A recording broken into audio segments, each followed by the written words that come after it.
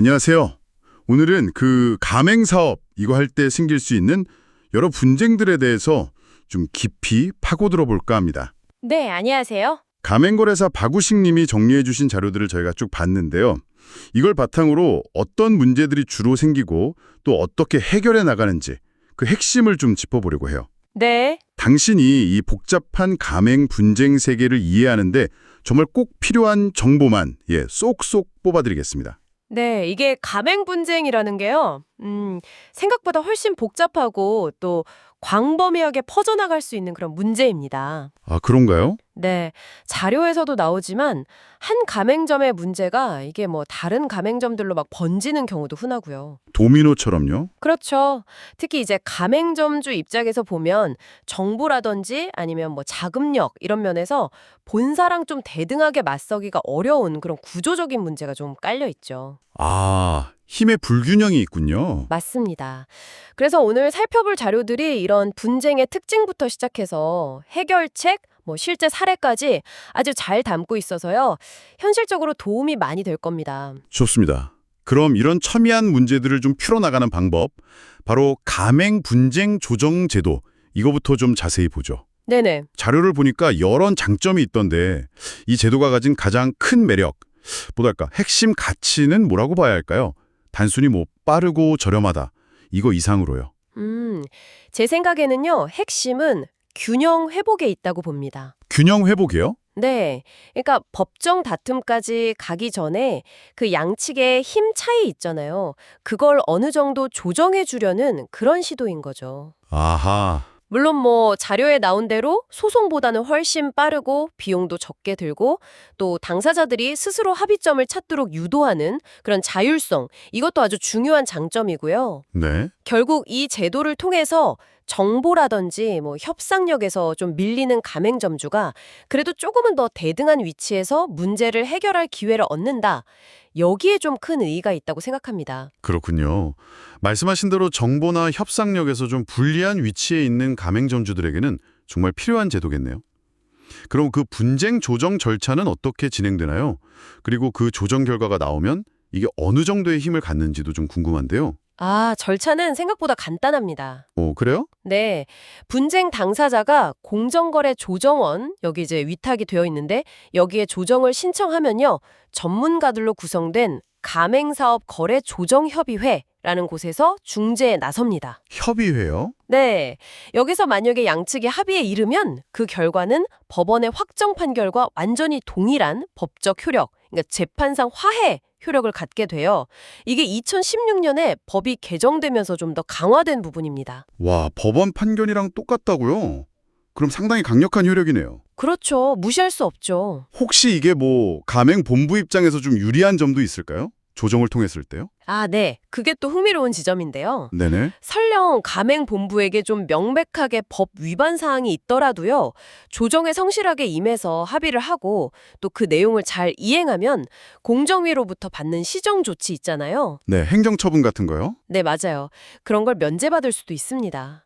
물론 뭐 아주 특별한 사정이 없는 한 그렇다는 거지만요. 아하. 그러니까 본부 입장에서도 굳이 뭐 소송까지 가기보다는 조정을 통해서 좀 원만하게 해결할 유인이 생기는 셈이죠. 그렇군요. 뭐랄까 양측 모두에게 좀 실익이 있을 수 있겠네요. 네, 그런 면이 있습니다. 그럼 실제로 어떤 분쟁들이 가장 흔하게 발생하는지 자료에 나온 사례들을 통해서 좀 더 생생하게 알아볼까요? 어떤 유형들이 좀 눈에 띄던가요? 자료들을 이렇게 쭉 종합해 보면요. 역시 가장 빈번하게 등장하는 건 계약 단계에서의 그 정보 문제입니다. 정보요? 네. 대표적인 게 뭐냐면 가맹본부가 계약 전에 반드시 제공해야 하는 정보 공개서라는 게 있거든요. 아, 들어봤어요. 사업 설명서 같은 거죠? 맞아요. 아주 상세한 사업 설명서인데 이걸 제대로 안 주거나 아니면 뭐 부실하게 주는 경우 이게 아주 흔합니다. 아, 한 사례에서는 이 문제 때문에 가맹점주가 처음에 냈던 가맹금을 전부 다 돌려받기도 했어요. 전액을요? 와, 정보 공개서 문제가 정말 중요하군요. 또 다른 흔한 사례는 없나요? 아, 예상 수익 부풀리는 거요. 이것도 정말 단골 분쟁 메뉴죠. 하하, 그렇죠. 월 순수익 얼마 보장 이런 거요. 네, 그런 달콤한 말만 믿고 덜컥 시작했다가 실제로는 뭐 적자에 허덕이는 거죠. 아이고, 자료 속 한 사례처럼 결국엔 이제 계약을 해지하고 본사가 그 점포를 다시 인수하는 식으로 합의하기도 하고요.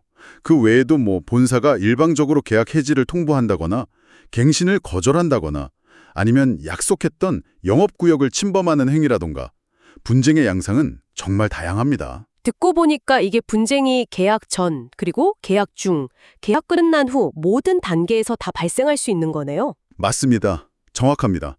계약 전에는 주로 이제 정보가 부족하거나 허위 정보 때문에 문제가 생기고요. 네. 계약 중에는 약속했던 물류나 경영 지원이 좀 부실하다거나 아니면 아까 말씀드린 영업지역 침해 이런 것 때문에 싸우고 계약이 끝난 후에는 또 부당하게 계약이 해지되거나 혹은 너무 과도한 경업금지 의무 그러니까 비싼 업종을 못하게 막는 그런 조항 때문에 문제가 생기곤 합니다. 결국 근본 원인은 뭘까요? 결국에는요, 정보의 비대칭성, 본사는 많이 하는데 점주는 잘 모르는 거, 그리고 본사와 점주 간의 그 힘의 불균형, 이게 이런 다양한 분쟁을 낳는 주요 원인이라고 분석할 수 있습니다. 그렇군요. 그래서 이 조정 제도라는 게 바로 이 지점을 파고들어서 법적 소송보다는 훨씬 빠르고 적은 비용으로 그 균형을 좀 맞춰보려는 노력인 셈이죠. 자, 오늘 저희가 나눈 이야기들이 당신에게는 어떤 의미가 있을까요? 네. 만약 가맹 사업을 이제 막 시작하시려거나 아니면 이미 운영 중이시라면 오늘 저희가 살펴본 이런 흔한 분쟁 유형들 그리고 조정 절차를 미리 알아두시는 게 정말 중요합니다. 그렇죠. 특히 계약 전, 그 정보 공개서 내용 꼼꼼히 살피는 거, 그리고 만약에 예상 수익 정보를 받았다면 그게 도대체 어떤 근거로 나온 수치인지 반드시 확인하는 습관을 들이셔야 할 것 같아요. 정말 중요합니다. 네, 맞아요. 마지막으로 한 가지만 더 좀 생각해 볼 지점이 있는데요. 네, 어떤 거죠? 자료 속에 나온 사례 중에 가맹본부가 이건 우리 영업비밀이다 이런 이유로 상권 분석 자료 같은 핵심 정보를 제공하지 않은 경우가 있었어요. 아, 그런 경우도 있군요. 네, 여기서 이제 질문이 생기는 거죠. 만약 당신이 가맹점주라면 이렇게 정보 접근이 좀 제한적인 상황에서 본사가 주는 정보가 정말 믿을만한 건지 이걸 어떻게 효과적으로 검증할 수 있을까요? 그러게요. 쉽지 않겠는데요. 네, 완벽한 답은 없겠지만 이 부분은 저희가 계속해서 좀 고민해봐야 할 중요한 숙제역 같습니다.